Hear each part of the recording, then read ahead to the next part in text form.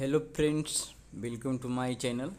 तो चलिए BPSC mains से रिलेटेड कुछ प्रमुख बात देखते हैं जो एग्ज़ाम में रिटेन करने वक्त ध्यान रखना होता है। ठीक है ना। ध्यान ये रखना होता है कि लास्ट में प्रश्न में क्या कहा जा रहा है। ठीक है। तो चलिए सबका एक एक बार एक करके देखेंगे किसका मतलब क्या होता है।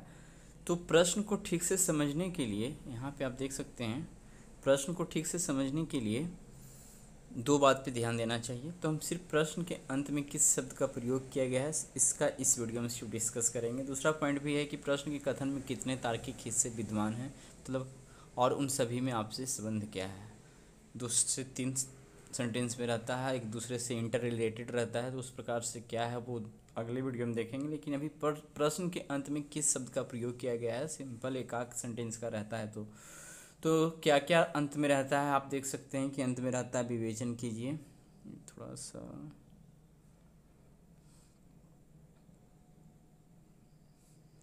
ठीक है, विवेचन कीजिए, विश्लेषण कीजिए, प्रकाश डालिए, व्याख्या कीजिए, मूल्यांकन कीजिए, आलोचनात्मक मूल्यांकन, परीक्षण, निरीक्षण, समीक्षा, आलोचना, समालोचना, वर्णन, विवरण, स्पष्ट कीजिए, स्पष्टीकरण कीजिए इत्यादि शामिल रहता है। ठीक है ना। सब में कुछ ना कुछ डिफरेंस होता है, कुछ सेम तरीके के भी होते हैं। ठीक है, इसको देखेंगे।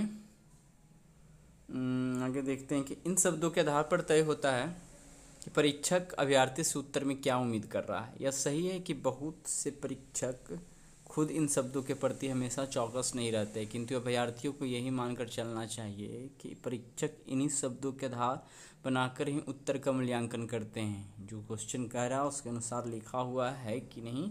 ठीक है।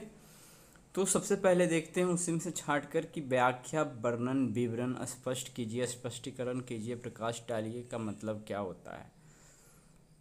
तो दोस्तों इसके बारे में यदि देखा जाए तो इन सभी शब्दों से प्रायः, ठीक है, ऑलमोस्ट बोल सकते हैं सामान्य अर्थ निकलता, आशय में अर्थ ही होता है। ठीक है, व्यक्त होते हैं। कह रहा है ऐसे प्रश्नों में अभ्यर्थी से सिर्फ इतनी अपेक्षा की जाती है कि वह पूछे गए प्रश्न से संबंधी जानकारियाँ सरल भाषा में व्यक्त कर दे, ज़्यादा इसमें कुछ करना नहीं है। लेकिन फिर भी थोड़ा सा ध्यान देना है कि वर्णन और विवरण वाले प्रश्नों में तथ्यों की गुंजाइश, यहाँ पे कुछ तथ्य कुछ डेटा को ऐड करना है, गुंजाइश ज़्यादा होती है। जबकि व्याख्या कीजिए, प्रकाश डालिए या स्पष्टीकरण दीजिए वाले प्रश्नों में पूछे गए विषय को सरल भाषा में समझाते हुए लिखने की अपेक्षा होती है। इसमें ज़्यादा डेटा नहीं भी यूज करेंगे तो चलेगा, बट वर्णन कीजिए, विवरण करने में कुछ तथ्य को दिखाना होता है। प्रश्न से रिलेटेड आ जाते हैं। आलोचना, समीक्षा, समालोचना, परीक्षा, परीक्षण, निरीक्षण, गुण दोष विवेचन, ये सब जब लास्ट में प्रश्न में रहे तो क्या करेंगे। करा इन सभी प्रश्नों को एक वर्ग में रखा जा सकता है। करा ऐसे प्रश्न उम्मीदवार से किसी तथ्य या कथन की अच्छाइयों और बुराइयों की गहरी समझ की अपेक्षा करते हैं। थोड़ा सा ध्यान देना है कि आलोचना शब्द से यह भाव जरूर निकलता है कि अभ्यर्थी को इसमें पूछे गए विषय से जुड़ी नकारात्मक, ठीक है, बातें लिखनी है, किंतु सच यह है कि आलोचना का सही अर्थ गुण और दोष दोनों पक्षों पर ध्यान देना है। ठीक है। मोटे तौर पर अनुपात यह रखा जा सकता है कि समीक्षा, समालोचना, परीक्षा, परीक्षण, निरीक्षण जैसे प्रश्नों में अच्छे और बुरे पक्षों का अनुपात लगभग बराबर रखा जाए, जबकि आलोचना वाले प्रश्नों में नकारात्मक पक्षों का अनुपात कुछ बढ़ा दिया जाए। ध्यान देना है जहाँ पे आलोचना रहे उसमें नेगेटिव भाग को थोड़ा बढ़ाकर लिखेंगे, बाकी समीक्षा हो, समालोचना हो, परीक्षा हो, परीक्षण हो, निरीक्षण हो, इसमें निगेटिव पॉजिटिव भाग को बराबर बराबर रखेंगे। ठीक है। करा है अब इसी को करा है कि 70 से 75% तक आलोचना में हम आलोचना ही कर देंगे। ठीक है, उसमें 25% पॉजिटिव पॉइंट को रखेंगे, सकारात्मक बातों को रखेंगे। आइए देखते हैं मूल्यांकन, आलोचनात्मक मूल्यांकन। तो ये भी उसी जैसा है कि मूल्यांकन का अर्थ होता है किसी कथन या वस्तु का मूल्य आंकना या निर्धारण करना। ऐसे प्रश्नों में अभ्यर्थियों से अपेक्षा होती है कि पूछे गए विषय का सार्वकालिक या वर्तमान महत्व रेखांकित करे, उसकी कमियां भी बताए और अंत में स्पष्ट करे कि उस कथन या वस्तु की समग्र उपयोगिता क्या है। मूल्यांकन से पहले आलोचनात्मक लिखा हो या नहीं, तार्किक रूप से दोनों बातों को एक ही समझना चाहिए। सिर्फ मूल्यांकन कीजिए तो पर भी वहाँ पे आलोचना की बात ही होता है। मूल्यांकन कोई भी गंभीर प्रक्रिया तभी पूरी हो सकती है जब उसके मूल्य में आलोचनात्मक पक्ष का ध्यान रखें। ठीक है, मूल्यांकन हम तभी कर सकते हैं जब उसका निगेटिव पक्ष को ध्यान में रखेंगे। सार यह है कि आलोचनात्मक मूल्यांकन वाले प्रश्नों में अभ्यर्थी को पहले गुण और दोष बताने चाहिए और अंत में उन दोनों की तुलना के आधार पर स्पष्ट करना चाहिए कि उस कथनीय वस्तु का क्या और कितना महत्व है। एक और टर्म है विवेचना या मीमांसा।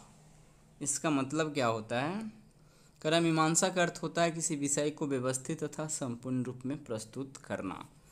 ऐसे प्रश्नों का उत्तर लिखना कठिन नहीं होता है, उस प्रश्न से संबंधित सभी पक्षों को मिलाकर लिख देना पर्याप्त होता है। ठीक है, ऊपर बताया गया कि मीमांसा का अर्थ होता है कि विषय के व्यवस्थित तथा संपूर्ण रूप में, मतलब एक सिस्टमेटिक ढंग से इसको लिखने की ज़रूरत होती है। आगे विवेचन वाले प्रश्नों में मूल अपेक्षा ये होती है, अंतर सिर्फ इतना होता है कि इसमें किसी कथन, अच्छा वो मीमांसा की बात हो रहा था ना। विवेचन वाले प्रश्नों में मूल अपेक्षा ये होती कि अंतर सिर्फ इतना होता है कि इसमें किसी कथन या तथ्य की चर्चा करते हुए तार्किक व्याख्या ज़्यादा अपेक्षा रखती है, किसमें? विवेचना में। आइए नेक्स्ट देखते हैं, विश्लेषण क्या होता है। तो विश्लेषण तथा संश्लेषण परस्पर विरोधी हैं।